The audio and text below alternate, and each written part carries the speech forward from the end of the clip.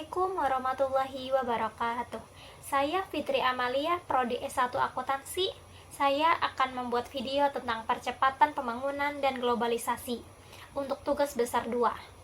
Tugas besar 2 ini ditunjukkan untuk mata pelajaran perekonomian Indonesia. Pembahasan pertama tentang konsep dan tujuan dari kebijakan pemerintah mengenai otonomi daerah dan UMKM sebagai salah satu percepatan pembangunan di Indonesia. Otonomi daerah. Secara konseptual, pelaksanaan otonomi daerah di Indonesia dilandasi oleh 3 tujuan utama yang meliputi tujuan politik, tujuan administratif, dan tujuan ekonomi.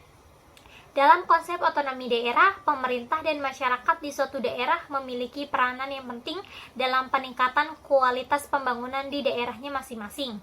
Hal ini terutama disebabkan karena dalam otonomi daerah terjadi peralihan kewenangan yang pada awalnya diselenggarakan oleh pemerintah pusat kini menjadi urusan pemerintah daerah masing-masing.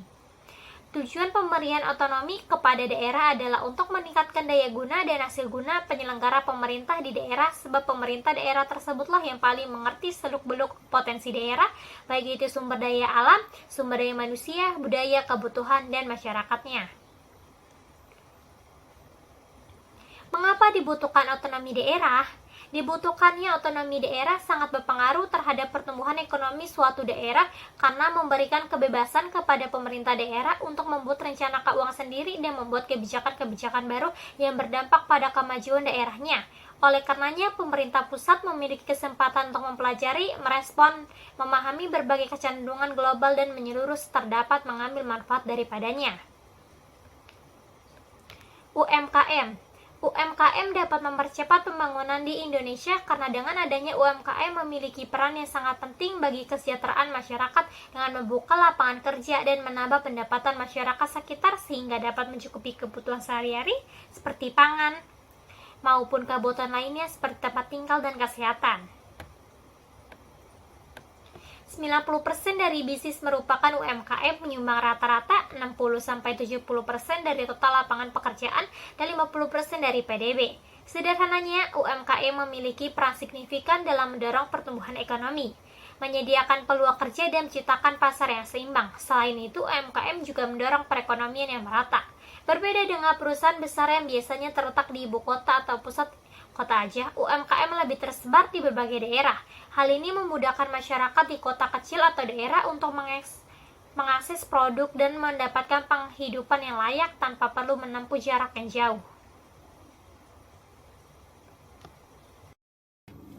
Pembahasan 2 tentang masalah apa saja yang ditimbulkan akibat dari otonomi daerah ini dan UMKM, serta kebijakan apa yang dilakukan dari pemerintah pusat guna mengatasi masalah tersebut. Permasalahan dalam otonomi daerah di Indonesia. Pertama, adanya kesempatan bagi oknum-oknum di pemerintah daerah untuk melakukan tindakan yang dapat merugikan negara dan rakyat seperti korupsi, kolusi, dan nepotisme. Yang kedua, terkadang ada kebijakan-kebijakan daerah yang tidak sesuai dengan konstitusi negara yang dapat menimbulkan pertentangan antar daerah satu dengan daerah tetangga atau bahkan daerah dengan negara, seperti contoh pelaksanaan undang-undang anti pornografi di tingkat daerah. Yang ketiga, otonomi daerah juga menimbulkan persaingan antar daerah yang terkadang dapat memicu perpecahan. Yang keempat, pemahaman terhadap konsep desentralisasi dan otonomi daerah yang belum mantap. Penyelesaian masalah otonomi daerah di Indonesia. 1. Melarang anggota keluarga kepala daerah untuk maju dalam pemilihan daerah untuk mencegah pembentukan dinasti politik. Yang kedua, untuk meningkatkan kontrol terhadap pembangunan di daerah dengan memilih mendagri yang berkapabilitas untuk mengawasi pembangunan di daerah. Yang ketiga, membuat master plan pembangunan nasional untuk membuat sinergi pembangunan di daerah agar menjadi landasan pembangunan di daerah dan membuat pemerataan pembangunan antar daerah. Dan yang terakhir, meningkatkan pendapatan asli daerah dari sektor SDA, yaitu sumber daya alam, dan pajak serta mencari dari sektor lain seperti jasa dan pariwisata digunakan untuk mensejahterakan masyarakat. Permasalahan UMKM. yaitu 1. Kurangnya modal usaha, 2. Kurangnya pengetahuan tentang cara mengembangkan usaha, 3. Kurang memahami pemasaran digital, 4. Kurangnya inovasi produk serta masih mengandalkan pembukuan secara manual. Solusi UMKM. Pemerintah telah menjalankan sejumlah program dukungan UMKM, diantaranya bantuan, insentif, dan pembiayaan melalui program PEN, Kredit Usaha Rakyat, Gerakan Nasional Bangga Buatan Indonesia, digitalisasi pemasaran UMKM, penguatan wirausaha alumni program Kartu Prakerja melalui pembiayaan KUR, dan termasuk pula strategi jangka panjang menaikkan kelas UMKM melalui UU Cipta Kerja. Pembahasan ketiga, berikan penjelasan tentang kebijakan fiskal yang dilakukan oleh pemerintah guna percepatan pembangunan struktural di Indonesia. Pada tahun 2022, pemerintah merencanakan kebijakan fiskal yang tetap ekspansif guna mendukung percepatan pemulihan sosial ekonomi, namun juga konsolidatif untuk menyehatkan APBN dengan penguatan reformasi struktural. Kebijakan fiskal. Yang pertama, percepatan penanganan COVID-19 dengan penguatan sektor kesehatan sebagai kunci pemulihan ekonomi. Pada fokus ini, pemerintah akan mengencarkan vaksin, protokol kesehatan, penyediaan fasilitas kesehatan termasuk rumah sakit darurat, tenaga kesehatan, dan juga obat-obatan. Yang kedua, menjaga ketahanan, kelangsungan, dan mempercepat pemulihan ekonomi melalui program perlindungan sosial, dukungan kepada dunia usaha, dan usaha mikro kecil menengah dengan memberikan program Keluarga Harapan, kartu sembako, kartu prakerja, bantuan langsung tunai yang bersumber dari dana desa, subsidi bunga KUR, dan intensif dunia usaha. Yang ketiga, menjaga momentum reformasi struktural untuk meningkatkan daya saing dan kapasitas produksi melalui sumber daya manusia yang unggul dan berintegrasi sistem kesehatan yang handal, perlindungan sosial adaptif, dan infrastruktur pendukung transformasi ekonomi. Yang keempat, mereformasi fiskal supaya lebih komprehensif dengan melakukan reformasi perpajakan, menggunakan belanja negara yang lebih baik, cadangan untuk antisipasi ketidakpastian, inovasi pembiayaan kerjasama pemerintah dengan badan usaha, dan pengendalian utang. Yang terakhir, menjaga pelaksanaan anggaran pendapatan dan belanja negara 2022 tetap berjalan optimal sebagai fondasi konsolidasi fiskal di tahun 2023, yakni dengan reformasi struktural yang harus optimal, reformasi fiskal harus berhasil, dan menjadi komitmen bersama di seluruh kementerian atau lembaga. Pembahasan keempat tentang kaitkanlah hubungan kebijakan percepatan pembangunan tersebut bagi peran Indonesia dalam menghadapi globalisasi ekonomi. Hubungan kebijakan percepatan pembangunan tersebut bagi peran Indonesia dalam menghadapi globalisasi ekonomi. Peran Indonesia dalam globalisasi khususnya bidang ekonomi yaitu seperti perdagangan, investasi, dan produksi. Indonesia sudah sejak lama menjalin hubungan dagang dengan negara-negara lain. Hubungan perdagangan tersebut dilakukan secara bilateral atau melibatkan beberapa negara di suatu kawasan. Kebijakan percepatan pembangunan tersebut berkaitan dengan peran Indonesia dalam menghadapi globalisasi, sebab dengan percepatan pembangunan yang berkelanjutan, Indonesia dapat menghadapi globalisasi dengan percaya diri.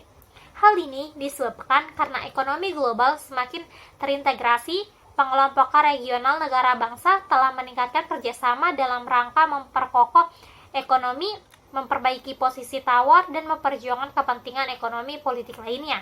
Di masa sekarang ini, peran negara bangsa justru dibutuhkan demi berlakunya perdagangan bebas seperti harapan neoliberal. Hambatan-hambatan perdagangan tidak mungkin dihilangkan tanpa adanya dukungan kebijakan yang pada gilirannya makin menunjukkan peran negara bangsa makin diperlukan dalam perekonomian global. Arah pembangunan nasional yang baik apabila dikaitkan dengan globalisasi yaitu adanya pembangunan dalam berbagai bidang kehidupan seperti pendidikan, perekonomian, politik, dan sebagainya. yang menyebabkan masyarakat mampu bersaing dalam menghadapi era globalisasi. Sebagaimana contohnya, pembangunan sumber daya manusia menjadi pengaruh utama strategi pembangunan bangsa Indonesia ke depan. Pilihan strategi tersebut diupayakan untuk mengakselerasi pertumbuhan ekonomi yang dibutuhkan dalam meningkatkan kesejahteraan rakyat. Urgensi pembangunan sumber daya manusia menjadi faktor kunci dalam memenangkan persaingan global yang membawa konsekuensi semakin ketatnya persaingan di tengah ketidakpastian. Langkah strategi ini sudah selayaknya mendapat dukungan penuh dari seluruh pemangku kepentingan. Pada waktu yang bersamaan, bangsa Indonesia juga menghadapi tantangan untuk mengejar ketertinggalan dari bangsa-bangsa lain yang telah terlebih dahulu maju. Oleh karena itu, pembangunan bangsa yang maju dan mandiri untuk mewujudkan kesejahteraannya mengharuskan dikembangkannya konsep pembangunan yang bertumbuh pada manusia dan masyarakatnya. Atas dasar itu, untuk mencapai tujuan pembangunan yang demikian, titik berat pembangunan diletakkan pada bidang ekonomi dengan kualitas sumber daya manusia. Pembahasan kelima tentang identifikasi tantangan dan hambatan di masa yang akan datang dan apa solusi dari Anda sebagai SDM yang berada di dalam persaingan global saat ini. Tantangan perekonomian Indonesia di masa yang akan datang. Yang pertama, berdasarkan data SIA World Facebook, PDB Indonesia yang termasuk dalam PDB negara ASEAN sebesar USD 2,16 triliun masih lebih rendah dibandingkan PDB dari negara Uni Eropa, Amerika Serikat, Tiongkok, dan India. Untuk itu, Indonesia ditantang untuk terus meningkatkan produksi dalam negeri sehingga bisa mendongkrak PDB Indonesia untuk bersaing dengan keempat negara dengan PDB tinggi. Yang kedua, untuk dapat meningkatkan PDB, Indonesia harus dapat meningkatkan kualitas produk dan jasa agar dapat bersaing dengan jenis produk dan jasa yang serupa dari negara lain. Yang ketiga, sumber daya manusia yang berkualitas pun harus terus ditingkatkan dan diasah kemampuan dan keterampilannya terlebih pada era digital seperti sekarang ini. Sumber daya manusia yang lebih menguasai teknologi diharapkan dapat terus berinovasi dan kreatif dalam menghasilkan produk dan jasa yang berkualitas.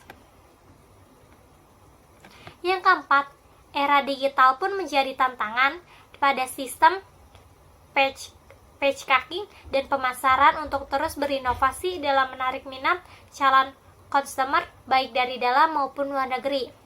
Yang kelima, era pembayaran secara digital juga menjadi tantangan para pengusaha agar semua kalangan dapat memanfaatkan pembayaran secara digital terlebih saat masa pandemi demi memutus rantai penyebaran virus dari uang secara sah. Hambatan perekonomian Indonesia di masa yang akan datang.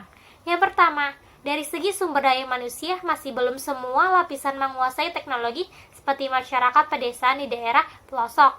Yang kedua, masih ada daerah yang belum tercover jaringan internet. Hal inilah yang bisa menghambat edukasi teknologi pada masyarakat di daerah tersebut seperti pembelian secara online atau pembayaran secara digital. Yang ketiga, di masa pandemi ini, isu-isu kesehatan masih menjadi hambatan bagi pemulihan ekonomi. Masih banyak perusahaan yang proses kegiatannya masih terbatas, jumlah karyawan yang dibatasi sehingga proses operasionalnya belum bisa berjalan secara normal sepenuhnya dan berdampak pada pendapatan perusahaan. Solusi atau strategi SDM yang berada di dalam persaingan global saat ini. Strategi sumber daya manusia berkaitan dengan misi, visi, strategi perusahaan, SBU, dan juga strategi fungsional. Penentuan strategi sumber daya manusia perlu memperhatikan misi, visi, serta strategi korporat, serta perlu dirumuskan secara logis, jelas, dan aplikabel.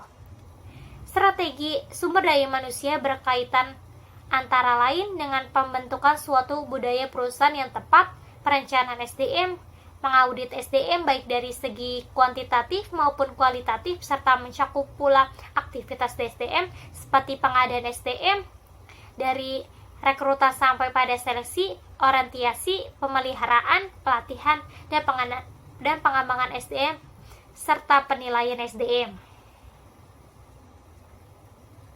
Solusi atau strategi SDM yang berada di dalam persaingan global saat ini Berikut strategi pengembangan SDM pada perusahaan menghadapi persaingan global, yaitu ada 3. Yang pertama, 1. Pelatihan atau training. Yang kedua, melakukan perubahan sistem. Yang ketiga, tidak menganggap karyawan sebelah mata.